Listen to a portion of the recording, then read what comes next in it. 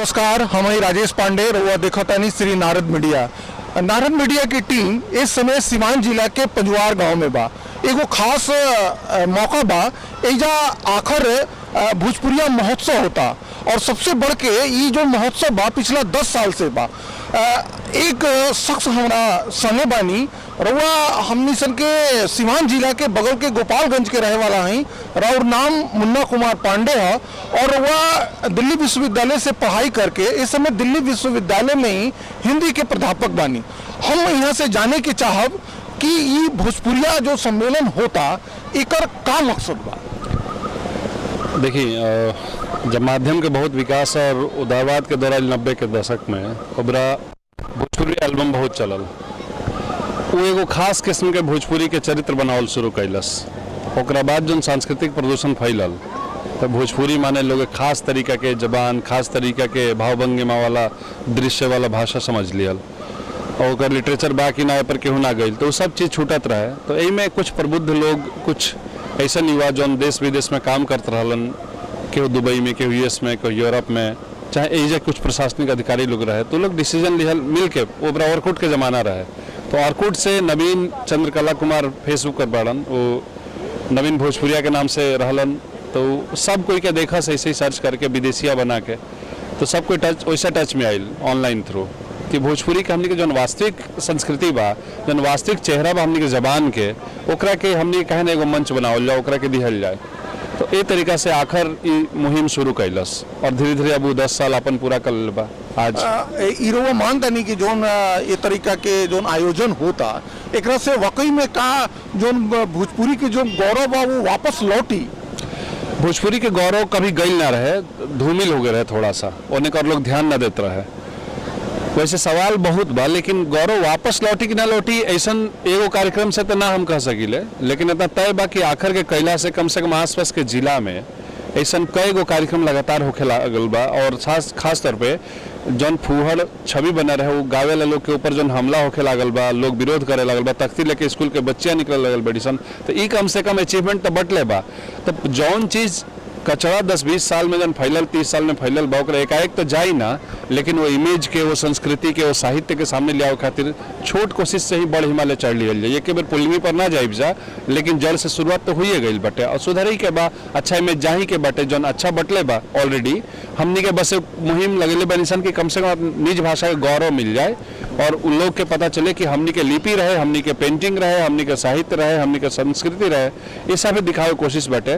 तो अलग अलग फील्ड के होखला के बावजूद हमनी के इकट्ठा बानी सन, तो वापस आई कि ना आई ये बात सवाल में नहीं है, बात में कि वापस आके ही रही लक्ष्य है बा। ई जोन आखिर महोत्सव बा एमे जे लोग भी आइल बा, चाहे जे भी बा, एक लोग के एगो मांग बड़ा पुरजोर से बा कि जोन संविधान के 8वीं अनुसूची में एकरा के भोजपुरी के शामिल कइल जाओ। कई वो मानता नहीं कि 8वीं अनुसूची में शामिल भइला से ई जोन बोली बानी भाषा बाई समृद्ध हो जाई। भाषा समृद्ध बा पहले ही से, एमे इशू नहीं है। 8वीं अनुसूची के सवाल दरअसल हमनी के जनतांत्रिक मुल्क में रहता निसन, एगो डेमोक्रेट नेशन में, और डेमोक्रेट नेशन में रहता निसन तो एजा के सब भाषा के संविधान में हिस्सेदारी के हक बा। तो जब 14-15 करोड़ से ज़्यादा के आबादी और हर तरीके से समृद्ध साहित्य के साथ व्याकरण से लेकर हर चीज़, वो आबादी के भाषा के साहित्यकार लोग के काहे 8वीं अनुसूची में ना जाए के चाहिए। सवाल तो ये बा कि अभी लगल काहे ना 8वीं अनुसूची में गईला से बहुत कुछ परिवर्तन ना हो जाए। लेकिन रउआ एगो चीज़ जानब कि 8वीं अनुसूची में गईला से एक बड़ फायदा ये हुई कि जे गुमनामी के मौत मर गई हमनी के साहित्यकार, जिंदगी भर एगो लैंग्वेज लिपि के सेवा करत मर गई, ओकर कम से कम लेखनी के तो एगो दुनिया के सामने एक रिकॉग्निशन हुई, एटलीस्ट आधार मिली। और एगो भाषा हमनी के वो लड़ाई से हमनी के दूर बानी सन अभी कि हमनी के भाषा मरे जा रही है। भोजपुरी मरे नहीं जात, भोजपुरी लगातार बढ़ रहा भाषा बिया।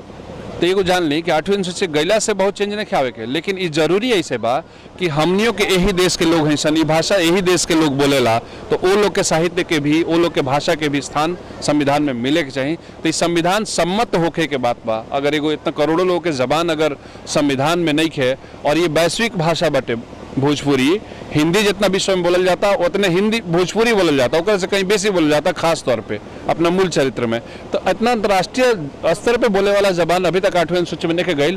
तो एकरा के अपन फेलियर खुद संविधाने माने, संविधान वाला लोग माने जो हिंदी के कहता कि हिंदी कमजोर हो जाए चाहे कुछ हो जाए, ये सब बकवास के तर्क लेके इस संविधान में अपन जगह ढूंढे के कोशिश बा, वाजिब हक के लड़ाई बाटे। सबसे बड़ा चीज बा रोजगार, जो भाषा बा वो रोजगार भी देव। तो ये वो मानता नहीं कि जो भारत में इस समय अंग्रेजी बा वो सबसे रोजगार परक भाषा निश्चित, बा। और अंग्रेजी जो बावे वो हिंदी सहित तमाम भाषा के जो बा वो आघात पहुंचा होती है। तो वो समय जब हिंदी हमारे समृद्ध नहीं के हो तब ये भोजपुरी कैसे समृद्ध हो जाए ये अंग्रेजी के दौर में? ना, समृद्ध वाला शब्द हटा दी, समृद्ध बाटे, हर जबान समृद्ध होला, अपने आप में पूरा मुकम्मल होला। अब आते हैं रोजगार पर। हिंदी के लड़ाई अंग्रेजी से रहल पहले, अब वो लड़ाई एकाएक डाइवर्ट करके अपने ही जबान, अपने ही देश के बोलियन पर भाषा पे हो गई बा के।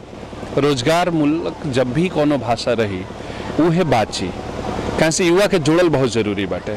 हम फिर कहता नहीं कि रोजगार मूलक भइल दूसर सवाल बा, संविधान में स्थान लिहल दूसर सवाल बा, कैसे कि पहले स्थान तो मिले हिंदी में।